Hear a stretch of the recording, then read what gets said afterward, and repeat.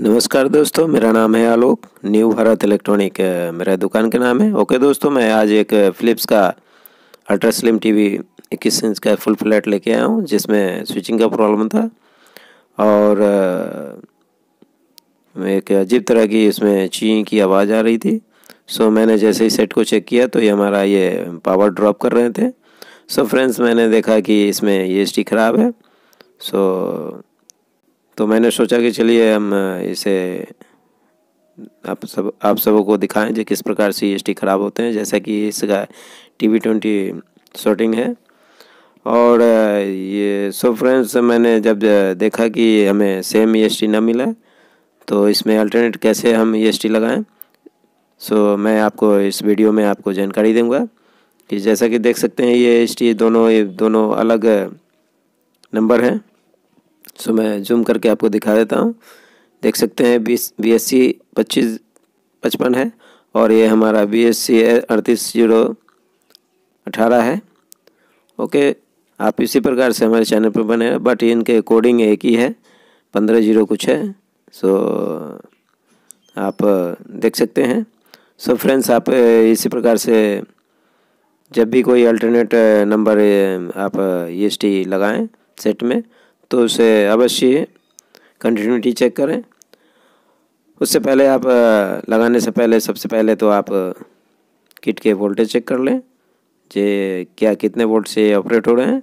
जैसा कि कोई भी अल्ट्रा स्लिम 21 इंच का जो टीवी होता है उसमें आप उसकी सप्लाई जो होती है वो 120 से 130 के बीच होनी चाहिए। ओके तो दोस्तों, चलिए हम इसमें भी चेक कर लेते हैं। जैसा कि हमारा आउटपुट ट्रांजिस्टर है, कलेक्टर है, उस पर हमारा सप्लाई नहीं आ रहे हैं चूँकि सेट हमने वो ऑन कर रखे हैं।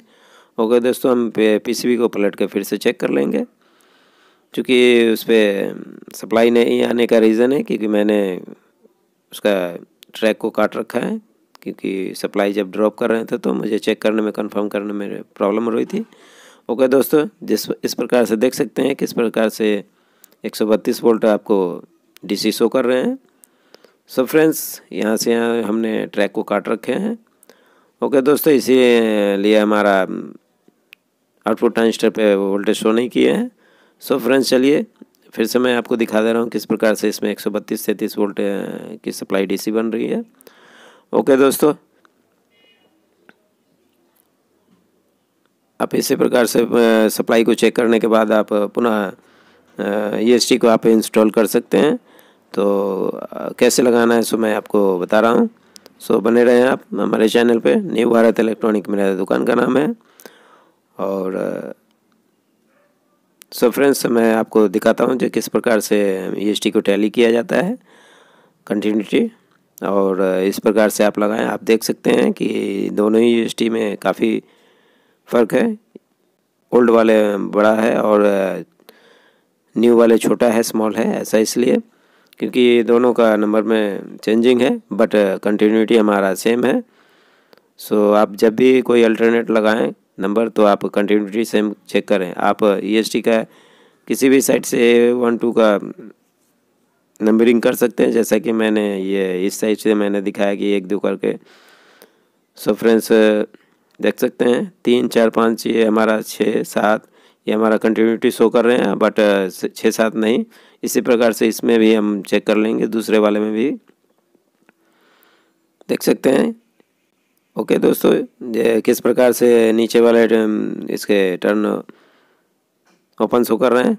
सो दोस्तों, ये हमारा BSC 25 3355 ESD है और ये हमारा दूसरा जो न्यू वाले हम डाल रहे हैं, बट ये दोनों ही कंपनी सेम है।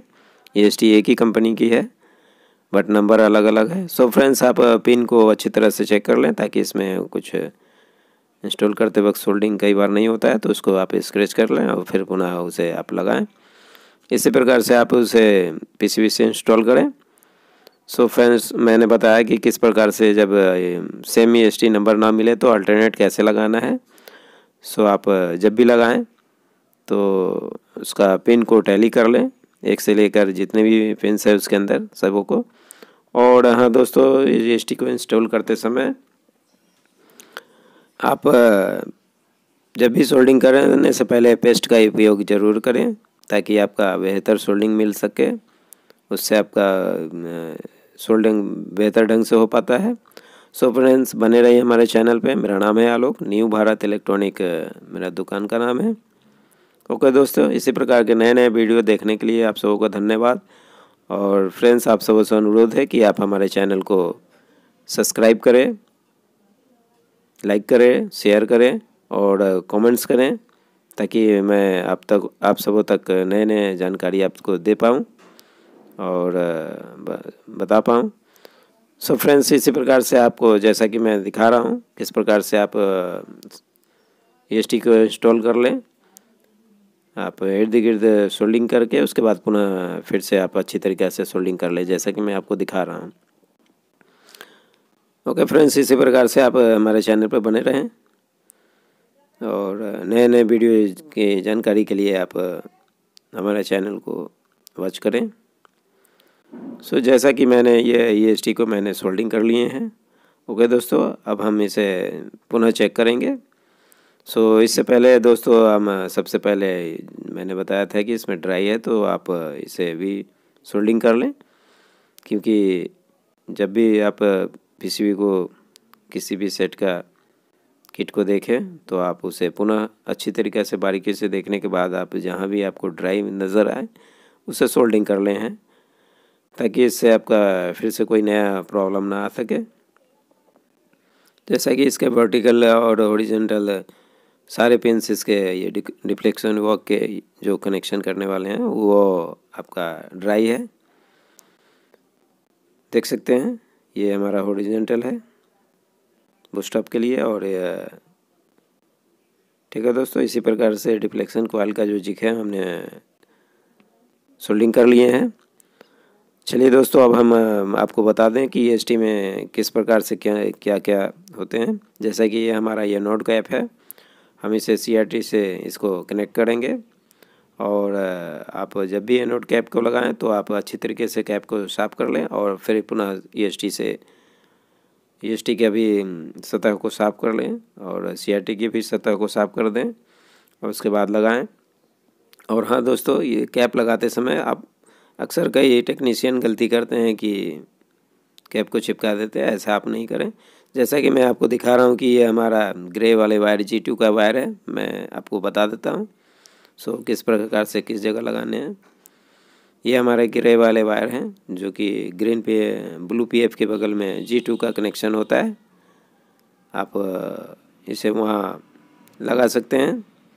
और ये हमारे स्क्रीन कंट्रोलर के लिए काम आते हैं, क्योंकि अगर ये वायर आप नहीं लगाते हैं तो आपका EST तो बनेगा बट आपका सेट में लाइट नहीं आएंगे, क्योंकि स्क्रीन कंट्रोलर है ये, इसी से हमारा स्क्रीन वर्क करते हैं।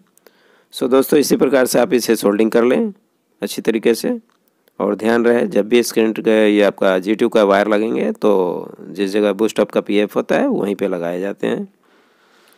सो दोस्तों, आप इसी प्रकार से नए जानकारी के लिए हमारे चैनल को सब्सक्राइब करें, मैं आपसे बार बार अनुरोध कर रहा हूँ। जैसा कि ये हमारा रेड वाले वायर फोकस कंट्रोलर का है, जो कि बेस के इस हिस्से में लगाना पड़ता है, जो इसके ओपन होने से आपका EST बनेंगे बट आपका पिक्चर जो है धुंधला दिखेंगे और फोकस नहीं, लेटर आपका क्लियर नहीं होंगे। इसके वायर को टूटने या ओपन होने या बेस ख़राब होने का रीज़न ये भी होता है। सो दोस्तों, इस प्रकार से मैंने फोकस कंट्रोलर वायर को भी हमने कनेक्ट कर दिए, सोल्डिंग कर दिए हैं। चलिए दोस्तों, अब इसे हम इसे सेट करने के बाद आप फिर से हमें इसे बेस को लगाएंगे CRT में और इसे हम पुनः चेक करेंगे कि क्या हमारा जो हमने ये EST इसमें लगाया है ये हमारा वर्केबल हुआ है या नहीं, या कुछ और है। ओके दोस्तों, इसी प्रकार से बने रहे हमारे चैनल पे। आप सबों को हमारे वीडियो देखने के लिए बहुत बहुत धन्यवाद और आपसे अनुरोध है कि हमें कमेंट्स करें, लाइक करें, शेयर करें और हमारे चैनल को सब्सक्राइब करें। जैसा कि दोस्तों, ये इस वायर को होल्ड करने के लिए एक रबर का रिंग होता है, उसे लगाना अनिवार्य होता है, क्योंकि इसमें हाई टेंशन वोल्टेज होते हैं जो ग्राउंड से हल्का सा लीकेज होने पे भी ये हमारा स्पार्क करते हैं काफ़ी ज़ोरों से। सो फ्रेंड्स, मैंने बताया कि इस रिंग को लगा लेने हैं इस प्रकार से और इसकी डिस्टेंस बनानी है एक दूसरे से। जैसा कि आपको मैं दिखा रहा हूँ, ये CRT से अलग होनी चाहिए। सो फ्रेंड्स, इसी प्रकार से जैसा कि मैंने ये ST को इंस्टॉल कर दिया और हमने बताया कि हमने ट्रैक कटे हुए थे, सो हमने इसे सोल्डिंग कर दिए हैं। ओके दोस्तों, अब हम इसे ऑन करके देखते हैं कि क्या हमारा EST का एनोड कैप है। ओके दोस्तों, चलिए अब हम इसे ऑन करेंगे। सो फ्रेंड्स, जैसे ही मैंने सीरीज़ बल्ब में कनेक्ट किया तो हमारा बल्ब ग्लो होकर के बंद हो जा रहे हैं। ऐसा इसलिए क्योंकि हमारा ये EST वर्केबल हो चुके हैं। चलिए आगे हम स्क्रीन पे देख लेते हैं कि क्या हमारा स्क्रीन पे क्या शो कर रहे हैं। इससे पहले हमने सप्लाई को चेक करना है। तो जैसा कि 129 वोल्ट सप्लाई DC शो कर रहे हैं। ओके दोस्तों, जैसे ही मैंने स्क्रीन की तरफ देखा तो हमें रिटेस्ट लाइन और ब्लू दिख रहे हैं। सो फ्रेंड्स, हो सकता है कि हमारा स्क्रीन ज़्यादा हो, इसे आप कम करके चेक कर लें, या स्क्रीन कंट्रोलर में रिटेस्ट लाइन आने की वजह बेस पे लगी हुई कंडेंसर ड्राई या ओपन होने से भी होता है। सो फ्रेंड्स, इससे पहले हम इसे स्क्रीन कंट्रोलर को कम करके देखेंगे। स्क्रीन कंट्रोलर जैसे ही मैंने कम किया तो पाया कि रिटेस्ट लाइन तो हमारे ठीक हो गए, बट इसमें जो पतली सी लंबी लकीरें हैं वो आधी टेढ़ी है। ऐसा इसलिए क्योंकि हमारा जो बेस है, बेस के अंदर जो लगी हुई है कंडेंसर है 10 MFD 250 वोल्ट का, वो शायद हमारा लेग टूटा हुआ है या ड्राई है। चलिए इससे पहले हम इसे चेक कर लेते हैं, उसे हम बाद में देखेंगे। ठीक है दोस्तों, जैसे ही मैंने स्क्रीन कंट्रोलर को कम किया और मेनू बटन को दाब करके AB वगैरह चेक करने के लिए, तो हमारा ये चेक हो चुके हैं। सो देख सकते हैं किस प्रकार से सिंबल बता रहे हैं चैनल का, AB का और बाकी सारे प्रोग्राम के।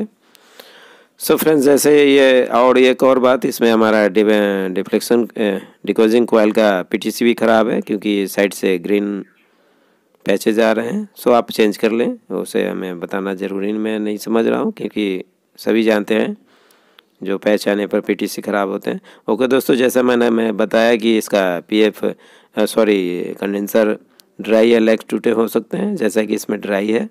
सो मैं जूम करके दिखा रहा हूँ किस प्रकार से इसके लेग पकड़ने से हिल रहे हैं, जिसकी वजह से रिटेस्ट फुल लाइन आने के संभावना होते हैं और कई बार इसकी वजह से रिटेस्ट लाइन आते हैं। सो वाइट पूरे में। ओके दोस्तों, इसे सोल्डिंग कर लेना है और सोल्डिंग करने के बाद आप जितने भी इसमें कहीं भी ड्राई नज़र आए उसे आप सोल्डिंग कर लें। जैसा कि इसका वर्टिकल IC का भी ड्राई था, सो सोल्डिंग कर लिए।